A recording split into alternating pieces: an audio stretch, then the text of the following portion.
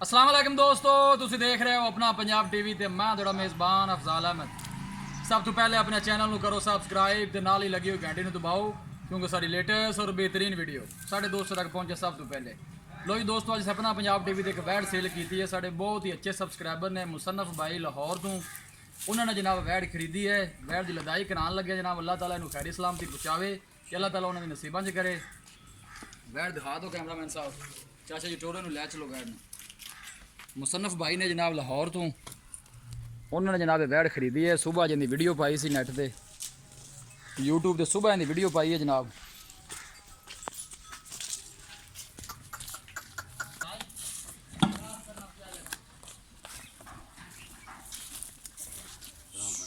चल चल चल चल करवा लिए चल।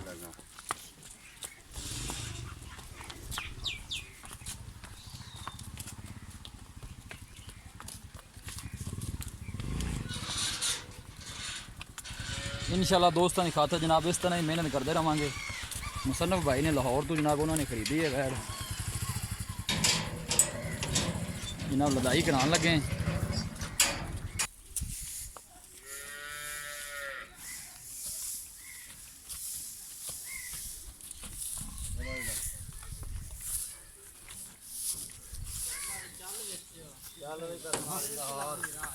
चल चल चल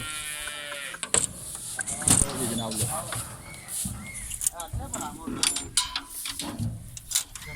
तो टाली शाली पा दी है।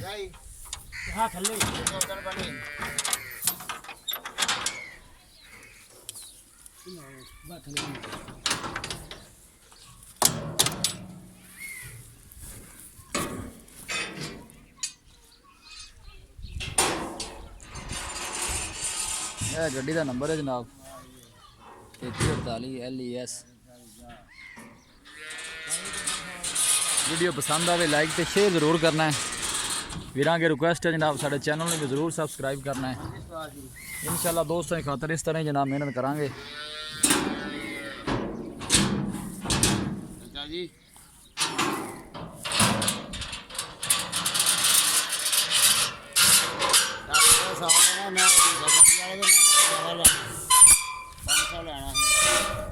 वीडियो पसंद आए लाइक तो शेयर जरूर करना है।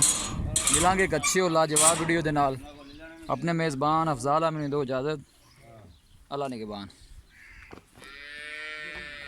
है जी। चाचा नवाब ने गड्डी के ड्राइवर ने जेडे जी बहुत ही नाइस बंदे ने जी। मिलांगे एक अच्छी और लाजवाब वीडियो के नाल। अपने मेज़बान अफजाल अहमद दो इजाज़त। अल्लाह निगहबान जी।